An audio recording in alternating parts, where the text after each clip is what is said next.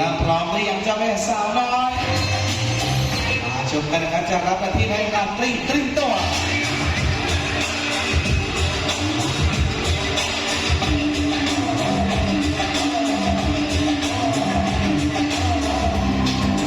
โอเคครับพร้อมหรือยังเจ้าแม่สาวน้อย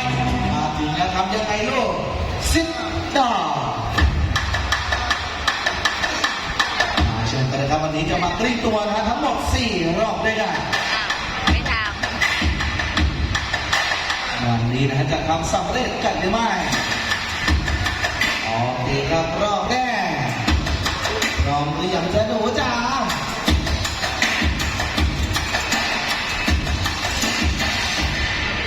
โอเคครับพร้อมแล้วโนเลยชมกันนะครับรอบแรกจ้ายาจ้ายา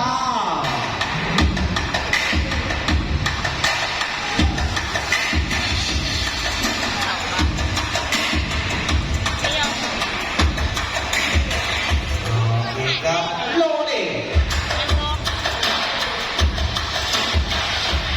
ยังไงจะลงต้นน้ำไม่เตี้ย